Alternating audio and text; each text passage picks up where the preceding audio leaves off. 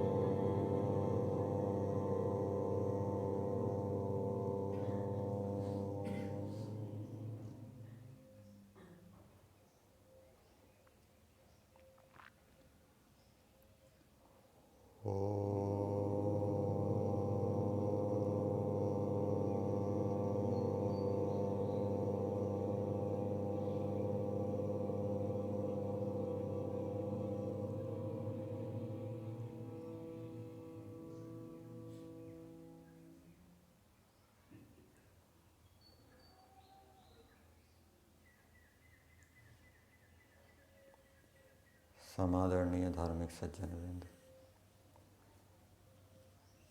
आज हम ईश्वर स्तुति प्रार्थना उपासना का जो पहला मंत्र है, ओम विश्वानि देव सवितर दुरितानि परासो यद भद्रम तन्मे आसो। इस मंत्र का अर्थ महर्षि दयानंद जी ने संस्कार विधि में भी किया है और वेद भाष्य में, यजुर्वेद भाष्य में भी इस मंत्र का भाष्य किया गया है, पदार्थ किया गया है, भावार्थ भी वहाँ पर दिया है। उसके ऊपर हम विचार करेंगे। और यह मंत्र महर्षि दयानंद जी का प्रिय मंत्र बताया जाता है। महर्षि दयानंद जी ने वेद भाष्य किए। यजुर्वेद भाष्य के प्रत्येक अध्याय के प्रारंभ में आपको ये मंत्र मिलेगा और ऋग्वेद भाष्य भी जितना किया वहाँ पर भी प्रत्येक मंडल के प्रारंभ में ये मंत्र मिलेगा। जो हम दैनिक अग्निहोत्र करते हैं उसमें भी इस मंत्र से आहुति देते हैं। और जहाँ अधिक आहुति देने का विधान है, महर्षि दयानंद जी लिखते हैं कि कम से कम जो हम दैनिक अग्निहोत्र करते हैं, जो मंत्र दिए हैं उतने मंत्रों से तो आहुतियाँ देनी चाहिए सबको, लेकिन जिसका अधिक सामर्थ्य है वो अधिक घी से भी आहुति दे सकता है। और अधिक घी से आहुति देने के लिए 2 मंत्र बताए सत्यार प्रकाश के अंदर, एक गायत्री मंत्र और दूसरा विश्वानि देव मंत्र। तो इस मंत्र के ऊपर हम विचार करेंगे। मंत्र में 2 शब्द हैं संबोधन के लिए, एक है देव और दूसरा है सविता। देव का अर्थ संस्कार विधि में किया है शुद्ध स्वरूप, सब सुखों के दाता परमेश्वर। परमात्मा शुद्ध स्वरूप हैं, पवित्र हैं, रोगों से, क्लेशों से, मलिनताओं से रहित हैं। और मनुष्यों को भी परमेश्वर ने इनसे दूर रहने की प्रेरणा दी है कि आप भी रोगों से, क्लेशों से, मलिनताओं से बचें। ईश्वर किसी से वैर भाव नहीं रखते, इसलिए परमेश्वर ने भी मनुष्यों को ये उपदेश दिया है कि तुम आपस में झगड़ा मत करो, वो मेरे ऊपर छोड़ दो, मैं न्याय करूँगा। जिसका जैसा अपराध है अधिकारी व्यक्ति उसको यथा योग्य दंड तो देगा, लेकिन उसके ऊपर क्रोध नहीं करेगा। यदि हम हर किसी की गलतियों के ऊपर द्वेष या क्रोध करने लगेंगे तो हमारा वैर भाव कभी नहीं हटेगा। तो ईश्वर वैर भाव से रहित है और ईश्वर ने मनुष्यों को भी ये प्रेरणा दी है कि वो भी वैर भाव से रहित हों। ईश्वर कोई गलती, त्रुटि, दोष नहीं करते और मनुष्यों को भी ये कहा है कि तुम भी कोई गलती, त्रुटि ना करो। और कोई दोष हो जाए तो, अपने द्वारा कोई दोष हो जाए तो उसका प्रायश्चित करो किसी दूसरे के प्रति हमने कोई अपराध कर दिया है तो उससे माफ़ी मांगो। जब हम किसी दूसरे के प्रति कोई अपराध करते हैं और माफ़ी मांगते हैं तो उससे हमारे जो पाप कर्म के संस्कार हैं वो क्या है, कमज़ोर होंगे, और हम भी दूसरों के द्वारा किए गए अपराध को क्षमा कर दें, माफ़ कर दें, तो उससे भी हमारे अंदर गलत संस्कार नहीं पड़ेंगे। तो परमेश्वर शुद्ध स्वरूप हैं, मलिनताओं से, रोगों से, क्लेशों से रहित है। हमें भी वैसा बनना चाहिए। और देव शब्द का दूसरा अर्थ दिया है सब सुखों के दाता परमेश्वर। परमेश्वर सब सुखों को देने वाले हैं। अनेक प्रकार के सुख बताए जाते हैं। धर्म आचरण हम करते हैं और धर्म आचरण का जो फल सुख है वो परमेश्वर देता है। ईश्वर हमारा न्यायाधीश है, न्याय करने वाला है, और ईश्वर फल को देते समय हमसे कोई फीस नहीं लेता, शुल्क नहीं लेता। इसी प्रकार से ईश्वर हमें तत्वज्ञान देता है और उस तत्वज्ञान से हमें अनेक प्रकार के वैराग्य होते हैं, और जितना जितना हमारा वैराग्य बढ़ता है उतना उतना हमारा सुख अधिक होता है। तो ईश्वर ये जो हमें तत्वज्ञान देते हैं अनेक विषयों में, ये भी हमारे कर्मों के अनुसार देते हैं। यदि ईश्वर हमें कर्मों का फल ना दे तो हम अपने कर्मों का फल स्वयं नहीं ले सकते, क्योंकि हम अल्पज्ञ हैं, अल्प सामर्थ्य वाले। इसी प्रकार से ऊंचे स्तर का वैराग्य सबसे जो पर वैराग्य है वो भी विवेक से होता है। सत्व पुरुष अन्यथा ख्याति, उसके होने पर वो पर वैराग्य होता है। तो वो जीवात्मा और चित्त के भेद का ज्ञान, तत्व ज्ञान, वो भी परमेश्वर कराता है और उससे हमें ऊंचे स्तर का वैराग्य होता है। और फिर असंप्रज्ञात समाधि में ईश्वर हमें अपना आनंद देते हैं। तो इस प्रकार से परमेश्वर सब सुखों को देने वाले हैं। तो जैसे परमेश्वर सब सुखों को देने वाले हैं, वैसे हमें भी दूसरे मनुष्यों को सुख देना चाहिए। दूसरे मनुष्यों के सुख की कामना करनी चाहिए, दूसरे मनुष्यों की उन्नति की कामना करनी चाहिए। सविता शब्द का अर्थ दिया है सकल जगत के उत्पत्ति करता। परमेश्वर ने ये सकल जगत बनाया है। सकल का अर्थ है संपूर्ण। इस जगत के अंदर कोई न्यूनता नहीं है, और इस जगत के अंदर अनेक प्रकार के पदार्थ हैं। अनेक सूर्य परमेश्वर ने बनाए हैं, एक से एक बड़े सूर्य हैं। चंद्रमा बनाए हैं, उपग्रह बनाए हैं, ग्रह बनाए हैं, वायु बनाई है, जल बनाया है, अग्नियाँ बनाई है, विद्युत बनाई है, और अनेक प्रकार के पेड़ पौधे बनाए हैं, कीट पतंगों के शरीर बनाए हैं। ये सब जगत को बनाने वाला, इनकी उत्पत्ति करने वाला परमेश्वर है। ये स्वयं उत्पन्न नहीं हुए, इनका निर्माता ईश्वर है। जैसे हम लोक के अंदर देखते हैं कि कोई मकान बनाने वाला है तो मकान बिना कर्ता के नहीं बनता। घड़ा बनाने वाला है, घड़ा बिना कर्ता के नहीं बनता, उसका कोई बनाने वाला होता है। इसी प्रकार से सृष्टि को बनाने वाला भी वह परमेश्वर है। और सविता का दूसरा अर्थ दिया है समग्र ऐश्वर्य युक्त। ईश्वर के अंदर समग्र ऐश्वर्य है, संपूर्ण उत्तम गुण कर्म स्वभावों से युक्त है। परमेश्वर की एक विशेषता यह है कि परमेश्वर का जो भी काम है वो बहुत बढ़िया होता है। उसमें ना कोई न्यूनता होती है, ना कोई अधिकता होती है। जिस जीव को उसके कर्मों के अनुसार जैसा शरीर देना है, ईश्वर उसको वैसा ही देता है। उससे कम नहीं देता, उससे अधिक नहीं देता। जिस जीव को उसके कर्मों के अनुसार जैसी बुद्धि देनी है, परमेश्वर बिल्कुल वैसी बुद्धि देता है। ना कम देता है, ना अधिक देता है, बिल्कुल ठीक ठीक देता है। और ईश्वर का जो निर्माण है, ईश्वर की जो रचना है, वो बहुत बढ़िया होती है। और इसीलिए परमेश्वर ने मनुष्यों को भी ये प्रेरणा दी है कि वो भी जो कोई भी कार्य करते हैं, करने के बाद वो जो कार्य है वो बहुत बढ़िया होना चाहिए। हम यज्ञ के अंदर स्वाहा बोलते हैं।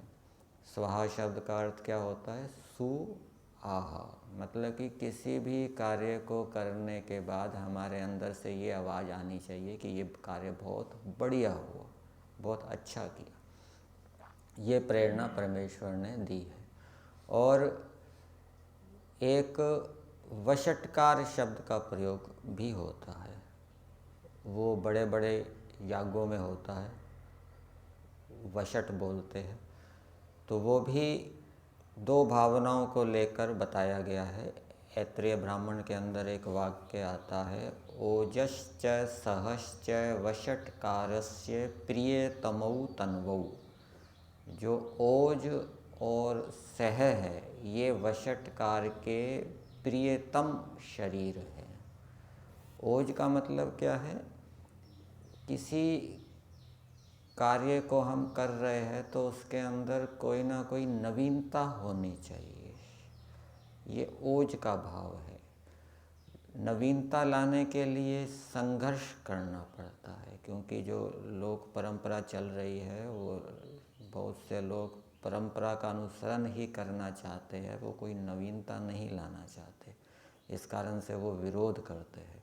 परंतु जो नवीनता लाना चाहता है, नवीनता लाता है, उसको इस विरोध का सामना करना पड़ता है। वो संघर्षों को मोल लेता है, प्रतिकूलताओं को मोल लेता है। लोग विरोध करते हैं, करें, तो ये नई बात आनी चाहिए। तो ये ओज का भाव है। और दूसरा है सह। सह का मतलब है सहन शक्ति। अर्थात किसी कार्य को हम कर रहे हैं, पहले 20 व्यक्ति सहयोगी थे, फिर धीरे धीरे सहयोग हटता गया, 10 रह गए, 5 रह गए, फिर 1 रह गया, वो अकेला, फिर भी वो उस कार्य को कर रहा है, हटा नहीं है, सहन कर रहा है। ये क्या है? सह। तो ओज और सह ये सु आह के कारण बताए गए। अर्थात किसी भी कार्य को हम बहुत बढ़िया प्रकार से करना चाहते हैं तो उसके पीछे एक तो ये ओज होना चाहिए, दूसरा सह होना चाहिए। ओज का संबंध आपने धातु, शरीर के अंदर जो 8वीं धातु है उसको ओज कहा जाता है। अर्थात जो जितना अधिक ब्रह्मचर्य का पालन करता है उसका जो शरीर में शुक्र है वो खपकर ओज के रूप में बताया जाता है। और जिसके अंदर जितना अधिक ओज होगा वो उतनी अधिक कार्यों के अंदर नवीनता लाएगा, कोई नया कार्य, कोई नई देन विश्व को देगा। तो परमेश्वर प्रत्येक कार्य को बहुत उत्तम तरीके से संपादित करते हैं। ईश्वर की प्रत्येक रचना बहुत बढ़िया है और बिल्कुल एक्यूरेट है, ठीक है, उसमें ना कोई कमी है ना कोई अधिकता है। इसी प्रकार से हमें भी प्रत्येक कार्य को बहुत बढ़िया तरीके से करना चाहिए। झाड़ू लगा रहे हैं, झाड़ू लगाने का काम बहुत बढ़िया तरीके से होना चाहिए। पात्र साफ कर रहे हैं, पात्र साफ करने का काम बहुत बढ़िया तरीके से होना चाहिए। उपासना कर रहे हैं, उपासना का कार्य बहुत अच्छी प्रकार से होना चाहिए। स्वाध्याय कर रहे हैं, स्वाध्याय का कार्य बहुत अच्छी प्रकार से होना चाहिए। अध्ययन कर रहे हैं, अध्ययन का कार्य बहुत अच्छी प्रकार से होना चाहिए, पूरे पुरुषार्थ से करना चाहिए। तो जिसके अंदर ये ओज होगा, सह होगा, सहनशीलता होगी और प्रतिकूलताओं को मोल लेने की हिम्मत होगी, वो इसको कर पाएगा। एक वाक्य, एक पंक्ति दी जाती है, ओज से संबंधित जो नई नई प्रतिकूलताओं, बाधाओं को लेता है, संघर्षों को मोल लेता है, संघर्षों से घबराता नहीं है, उसके विषय में बताया गया है, लक्ष्मण रेखा के दास तटों तक आकर ही फिर जाते हैं, वर्जित समुद्र में नाव लिए स्वातंत्र्य वीर ही जाते हैं। तो बहुत से व्यक्ति तो ऐसे हैं जो नदी के किनारे तक पहुंचते ही फिर नदी में कूदने की हिम्मत नहीं करते, लेकिन जो साहसी होते हैं, संघर्ष को मोल लेना चाहते हैं, वो नदी में कूदते हैं और उसकी लहरों से संघर्ष करते हुए पार पहुंच जाते हैं। तो ऐसी विशेषता वाले जो व्यक्ति होते हैं वही कोई नवीन रचना करते हैं, उत्तम रचना करते हैं। तो परमेश्वर अनेक उत्तम गुण कर्म स्वभावों से युक्त है, ये मैंने आपको एक उदाहरण दिया। और भी ईश्वर के अंदर अनंत बल है, अनंत सहन शक्ति है, अनंत धैर्य है, अनंत विद्याएं हैं। तो ऐसे परमेश्वर को यहाँ पर सविता शब्द से कहा गया है। तो जैसे परमेश्वर अनेक दिव्य गुण कर्म स्वभावों से युक्त हैं, वैसे हमें भी अच्छे अच्छे उत्तम उत्तम गुण कर्म स्वभावों को धारण करना चाहिए। और जीवन के अंदर जो ब्रह्मचर्य आश्रम है, ब्रह्मचर्य आश्रम ही वही काल है जिसमें कि व्यक्ति के पास अवसर होता है, सामर्थ्य होती है, शक्ति होती है, वो उत्तम गुण कर्म स्वभावों को धारण कर सकता है। क्योंकि उत्तम गुण कर्म स्वभावों को धारण करने के लिए सामर्थ्य, शक्ति और ज्ञान विज्ञान का होना आवश्यक है। वृद्धावस्था में कुछ याद नहीं रहता, भूल जाते हैं, सामर्थ्य नहीं रहता, उस काल में हम अच्छे गुण कर्म स्वभाव धारण नहीं कर सकते। तो ये हो गया सविता और देव शब्द का शब्द अर्थ। फिर आगे ईश्वर से प्रार्थना की गई है, विश्वानि दुरितानि नः परासुव। हे परमेश्वर, आप हमारे सभी दुर्गुण, दुर्व्यसन और दुखों को दूर कर दीजिए, और जो कल्याणकारक यद भद्रम तन्न आसुव, जो कल्याणकारक गुण कर्म स्वभाव और पदार्थ हैं वो हमको प्रदान कीजिए। कोई साधु जब भिक्षा लेने जाता है तो भिक्षा का पात्र क्या है, साफ होना चाहिए। यदि भिक्षा का पात्र मलिन है, उसके अंदर कूड़ा करकट पड़ा हुआ है, तो कोई भी जो दाता है वो भिक्षा नहीं देगा पात्र को देखकर। जब पात्र साफ होगा तो वो उसको भिक्षा देगा। इसी प्रकार से जब हम अपने आप को बिल्कुल साफ कर देंगे, अपने अंतःकरण को बिल्कुल निर्मल कर देंगे, तब ईश्वर देगा। क्या देगा? प्रेरणा देगा। ईश्वर पवित्र अंतःकरण में प्रेरणा देता है, मलिन अंतःकरण में प्रेरणा नहीं देता। जो अंतःकरण राग द्वेष आदि से युक्त है, ऐसे अंतःकरण के अंदर ईश्वर की प्रेरणाएं हमें प्राप्त नहीं होती। हम कितना ही स्वाध्याय कर लें, सत्संग कर लें, शास्त्रों को पढ़ लें, परंतु यदि अंतःकरण मलिन है तो वो प्रेरणाएं जो जो हमने सुना है, पढ़ा है, जिस जिस विषय का सत्संग किया है, उस विषय में हमें प्रेरणाएं प्राप्त नहीं होगी। इसलिए हमें अपनी सभी बुराइयों को, दोषों को दूर करना चाहिए, जिससे कि हमारा अंतःकरण पवित्र हो जाए, और फिर पवित्र अंतःकरण रूपी पात्र में ईश्वर अपनी प्रेरणाएं देगा, अपना ज्ञान विज्ञान विद्या को देगा। यद भद्रम का अर्थ महर्षि दयानंद जी ने ऋग्वेद आदि भाष्य भूमिका में लिखा है, जो सब दुखों से रहित कल्याण है। भद्रम का अर्थ कल्याण भी किया जाता है। जो सब दुखों से रहित कल्याण है, जो कि सब सुखों से युक्त भोग है, उसको हमारे लिए सब दिनों में प्राप्त कीजिए। सब सुखों से युक्त जो भोग है उसको सब दिन हम प्राप्त हों, ऐसी प्रार्थना है। और वो सुख दो प्रकार का बताया है। एक जो सत्य विद्या की प्राप्ति में अभ्युदय। अभ्युदय क्या है?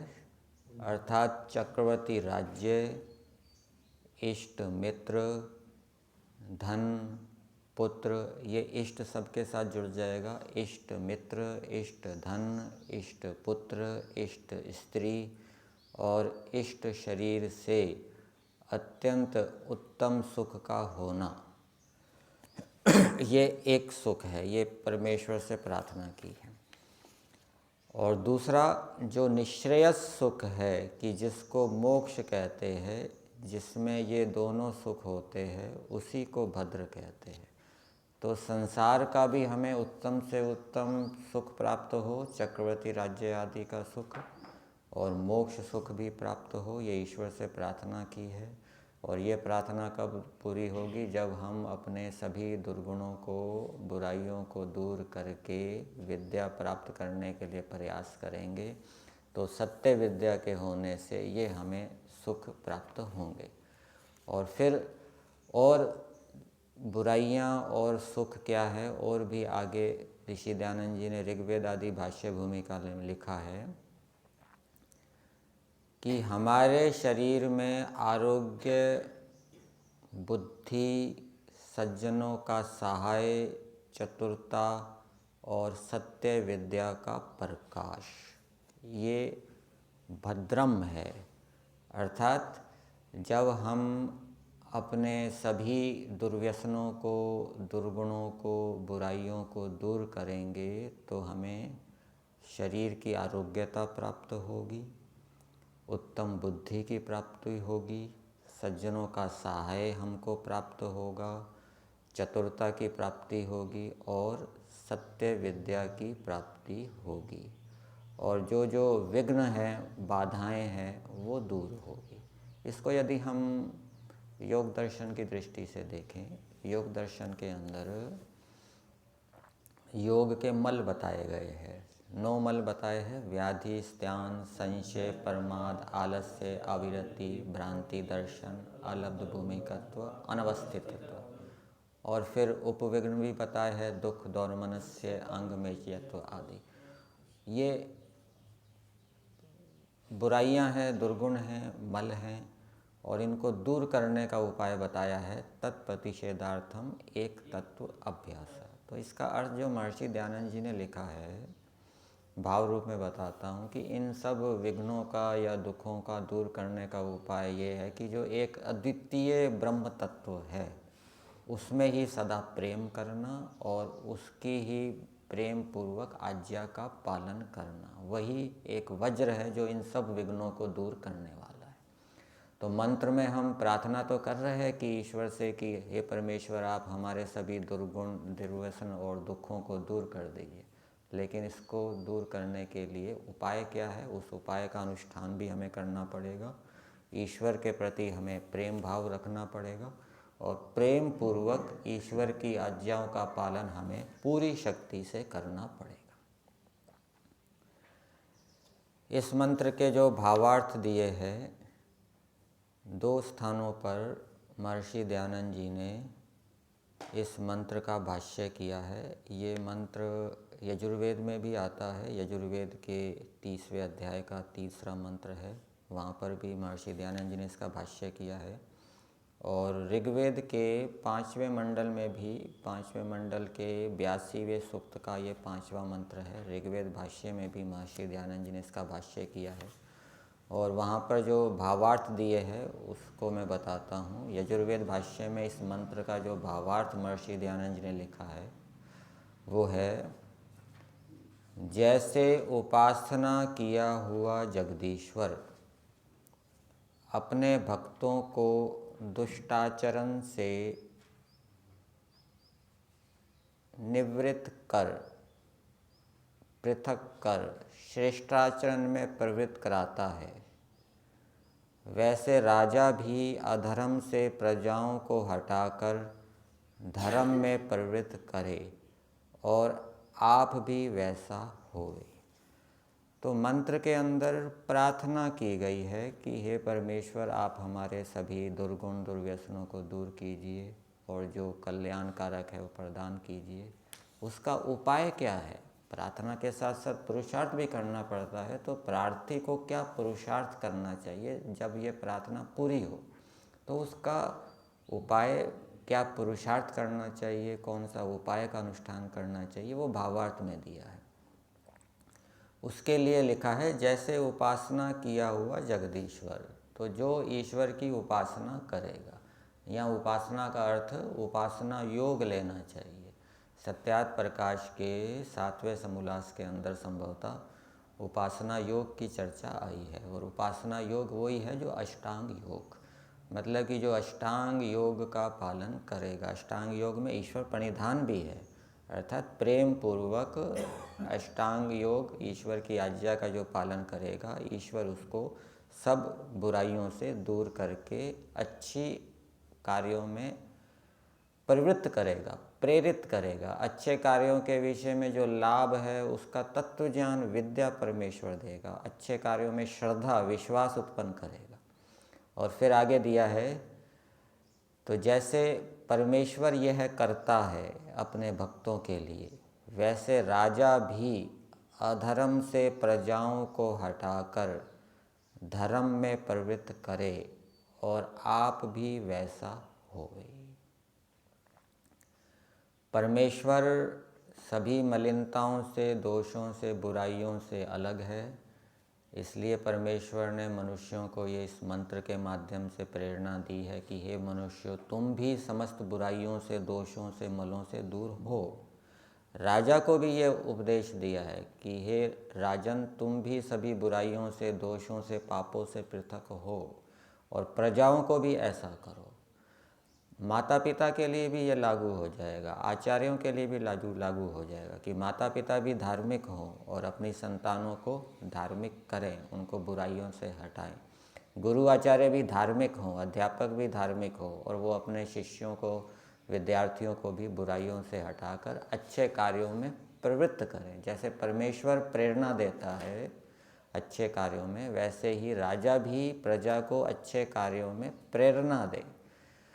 माता पिता भी अपने संतानों को अच्छे कार्यों में प्रेरणा दें, उनको अच्छे कार्यों के लाभ बताएं, उनको महापुरुषों के जीवन चरित्र पढ़ाएं, जिससे कि उनको अच्छे कार्यों में प्रेरणा मिले। ये यजुर्वेद भाष्य में इसका भावार्थ दिया है।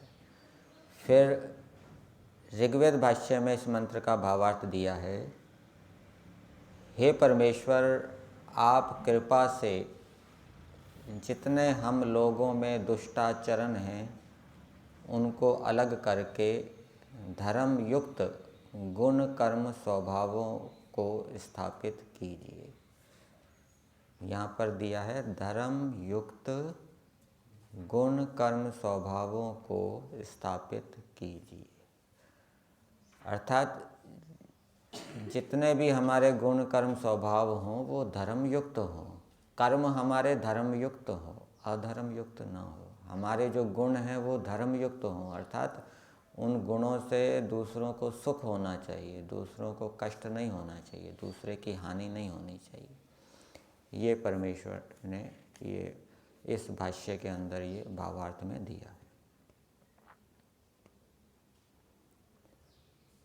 मंत्र के अंदर यद्यपि 2 संबोधन दिए हैं, हे देव, हे सविता, लेकिन महर्षि दयानंद जी ने जब इस मंत्र का व्याख्यान ऋग्वेद आदि भाष्य भूमिका में किया तो वहाँ पर और भी संबोधन जोड़ दिए हैं। हे सत्य स्वरूप, हे विज्ञानमय, हे सदानंद स्वरूप, हे अनंत सामर्थ्य युक्त, हे परम कृपालु, हे अनंत विद्यामय, हे विज्ञान विद्या प्रद, ये और भी संबोधन लगा दिए हैं।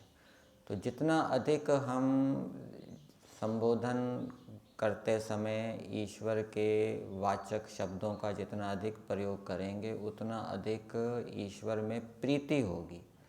और जब हम प्रीति पूर्वक किसी चीज़ को मांगेंगे तो विश्वास भी उत्पन्न हमें हो जाता है, और विश्वास होने से उत्साह उत्पन्न होता है।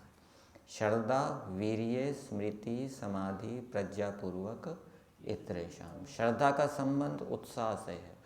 ईश्वर के प्रति जितनी श्रद्धा होगी, जितनी प्रीति होगी, उतना ही जिस विषय को हम मांग रहे हैं उसमें उत्साह होगा कि हाँ, ये हमारी प्रार्थना पूरी होगी। इसलिए जब हम ईश्वर से प्रार्थना करते हैं तो यहाँ से संकेत मिलता है कि उससे पहले हमें ईश्वर की अच्छी स्तुति करनी चाहिए।